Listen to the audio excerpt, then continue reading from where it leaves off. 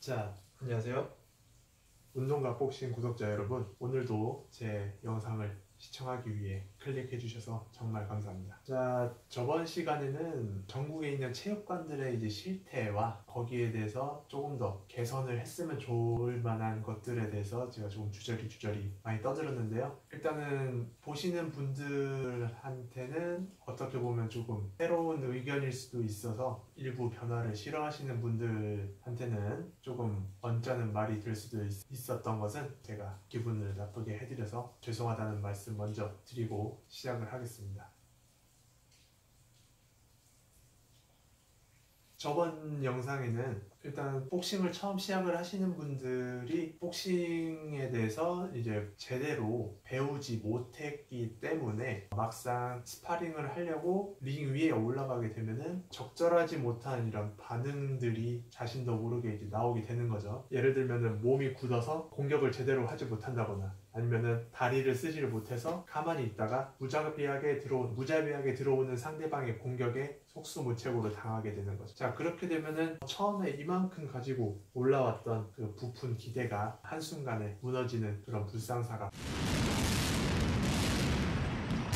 발생하기도 할 거예요. 그래서 이제 제가 말씀드렸던 의견은 링 아래에서 조금이나마 가볍게 파트너와 자주 운동을 해서 사람을 상대하는데 조금 더 익숙하게 만들면은 여러분이 스파링 하러 올라갔을 때 굉장히 도움이 많이 될 거라고 일단 말씀을 드렸었어요. 그래서 오늘은 그렇게 가볍게 연습할 수 있는 방법에 대해서 한번 말씀을 드릴 건데, 제가 체육관에서 이제 뭐 다른 사람들과 같이 촬영을 하면 좋겠지만 제가 그럴 여건이 사실 되지 않아서 혼자서나마 열심히 한번 설명을 한번 드릴 테니까 좀 부족한 점이 많지 않았으면 좋겠습니다. 자, 이제 여러분들이 체육관에 가면은 관장님들이 보통 알려주시는 방법이, 처음 자세를 잡을 때 뭐 다리를 어깨 넓이로 벌리고 한쪽 발을 뒤로 빼고 오른쪽 발을 양쪽 발을 45도, 몸은 사선, 거울을 봤을 때 뭐 주먹은 여기, 이쪽 왼쪽은 여기, 여기서 그냥 뛰라고만 이렇게 알려주죠. 사실 저는 이 모든 거를 부정하고 싶을 정도로 많은 변화를 원합니다. 왜냐하면은 이런 방법들 자체가 체육관에서는 가장 가르치기 편한 루틴이에요. 왜냐면은 이렇게 하세요 하고 원장님들은 그냥 딴 데로 가버리면은 그만이에요. 나는 할 게 생겼고 관원들은 그렇게 알려준 대로만 그대로 따라 하기만 하면 되는 거예요. 하지만 이렇게 하면은 여러분이 원하는 스파링이라든지 그런 거에는 전혀는 아닙니다. 한 이 정도는 도움이 될 수 있지만은 여러분이 원하는 그런 움직임이라든지 모습들은 절대로 완성하기가 어려울 거예요. 자, 그래서 일단 제가 원하는 모습은 어떤 거냐면은, 자, 사실 이제 복싱 링 위에서 올라갔을 때는 움직임에는 다리 움직임에는 약 크게는 두 가지가 있어요. 상대방이 가까웠을 때는 오밀조밀하게,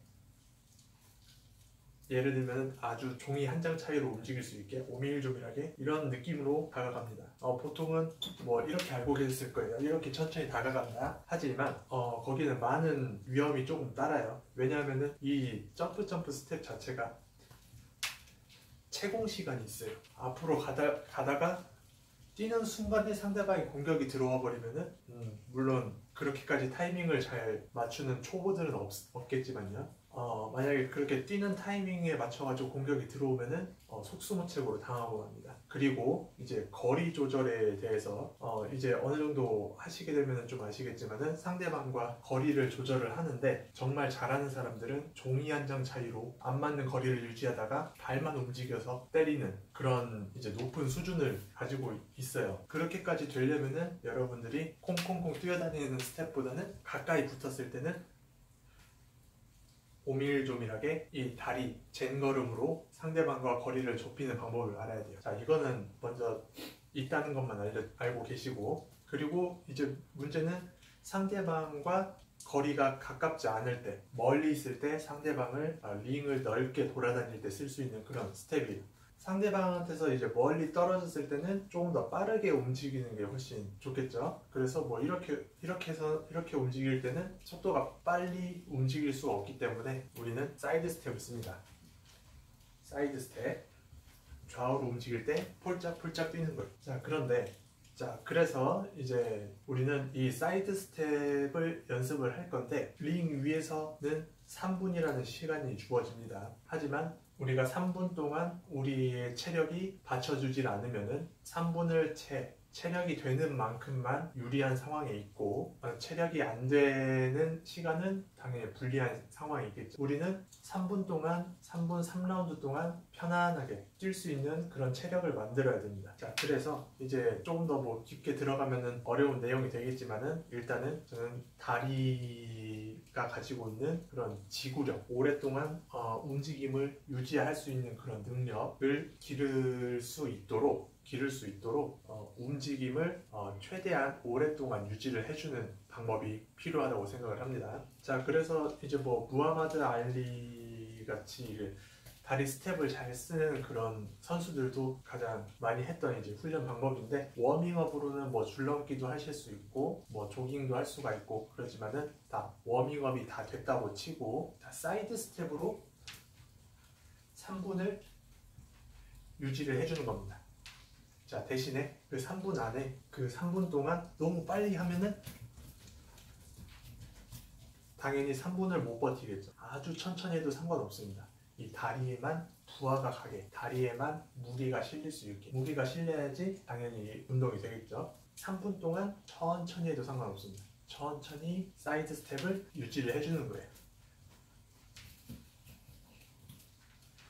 자, 이거 별거 아닌 것 같지만은 3분 동안 유지하기가 굉장히 힘들어요. 자, 지금 말씀드리는 거는 운동을 처음 시작하시는 분이 꼭 거쳤으면 하는 단계라서 말씀을 드리는 거예요. 아주 기본적인 움직임이에요. 아주 기본적인 사이드 스텝.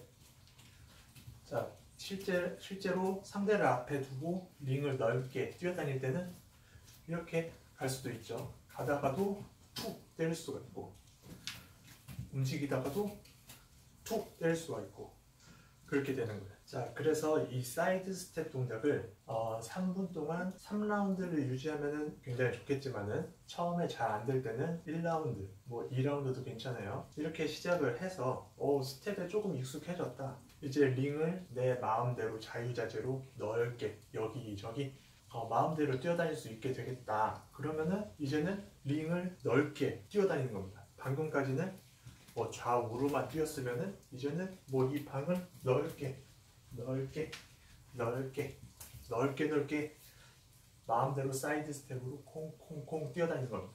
자, 그렇게 되면은 어느 정도 링 위에 올라갔을 때 만약에 상대가 앞에 있다고 상상을 하고 움직이면 훨씬 더 좋겠죠. 그렇게 해서 먼저 혼자 할 수 있는 준비는 충분해집니다. 자, 그렇게 됐을 때 이제 제가 아까 전편에서 말씀드린 그 파트너와의 운동 방법을 알려주기로 했는데, 파트너가 있다면 상상하는 것보다 실물이 눈앞에 있으니까 조금 더 효과적으로 다양한 루틴으로 이제 움직임을 스스로 개발을 할 수가 있겠죠. 자, 그 부분을 연습을 할 건데, 먼저 저와 파트너가 있습니다. 자, 파트너와 같이 운동을 할 때 뛰어다니는 발 동작은 똑같은데, 자, 한쪽 손을 내밀고 시작을 하는 겁니다. 제가 파트너는 제 손을 피해서 도망다니는 거죠. 저는 여기서 손만 돌려주고 상대방을 사이드 스텝을 이용을 해가지고 계속 쫓아가는 거죠. 그러면 상대방은 여기서 내 손을 피하기 위해서 뭐 이런 식으로 뒤로도 갈 수가 있고, 손이 이렇게 있으면 피해서 이렇게 갈 수도 있겠죠. 링 코너에 몰렸을 때는 손을 피해서 아래로 피해서 갈 수도 있고, 손이 가까이 오면은 뭐 젖혀서 이렇게 뒤로도 피할 수가 있고, 대신에 파트너 둘이 운동을 하는 것인 만큼 서로의 이제 페이스 조절이 굉장히 중요합니다. 서로 같이 운동을 하는데 이제 쫓아가는 사람이 죽자고 달려들면은 어떻게 돼요? 이 사람 저라도 30초도 못 뜁니다. 그런데 둘이 성공적으로 운동을 하고 끝내려면은 서로 합의를 봐야죠. 그게 이제 서로 페이스 조절을 해주는 겁니다. 뭐 처음에는 아주 천천히 시작을 해도 상관없어요. 아주 천천히 움직이면서. 자, 그러다가 어느 정도 3라운드째는 내가 좀 더 수준이 늘고 싶다 그러면은 이 강도를 확 올려주는 거예요. 죽자고 쫓아가는 거죠. 그럴 때는 괜찮은데 서로 연습이 되지 않은 상태에서 어디 한번 손으로 한번 찔러 보겠다고 들고 무작정 쫓아가면은 서로 링 위에서 싸우게 되는 겁니다. 자, 이거는 이제 서로 합의를 해서 천천히 조율을 해서 서로에게 도움이 될 수 있는 그런 운동 방법이 됐으면 좋겠어요. 자, 그래서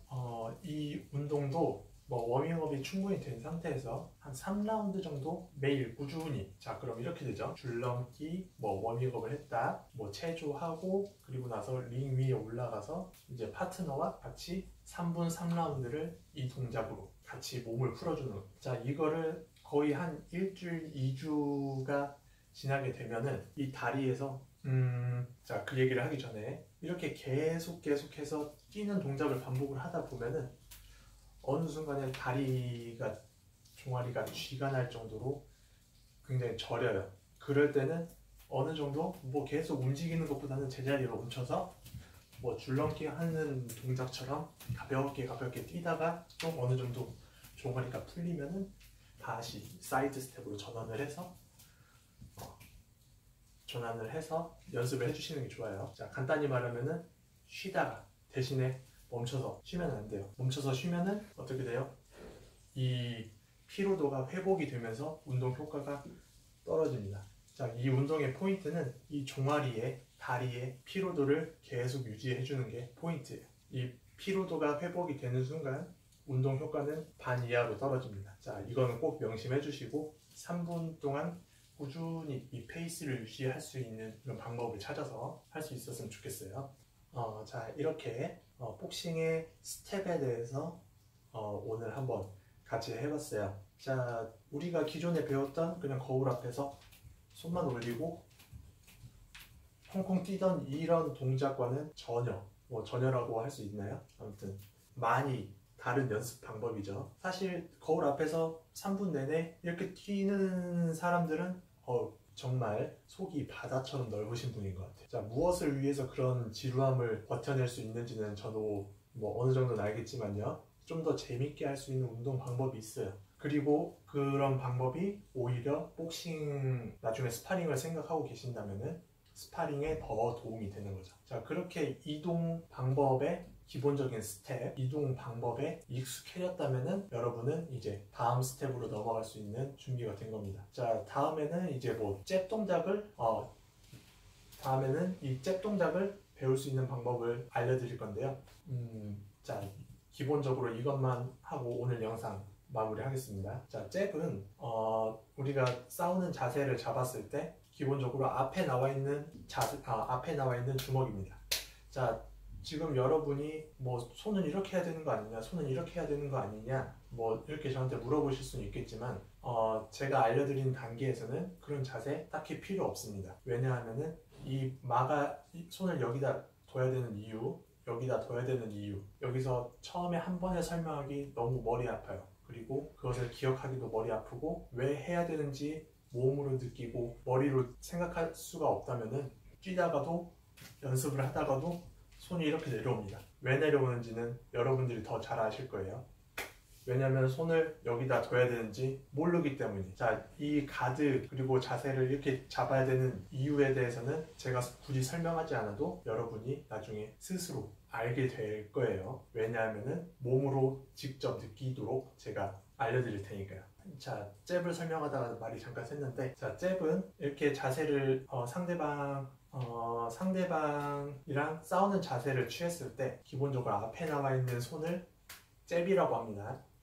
자, 잽, 길게 뻗을 수 있는 주먹인데 잽에 대한 설명은 여기까지 할게요. 너무 많이 하면 머리 아프니까. 자, 다음 영상에는 이 잽을 쓰는 방법에 대해서 제가 알려드리겠습니다. 그러면 오늘은 여기까지.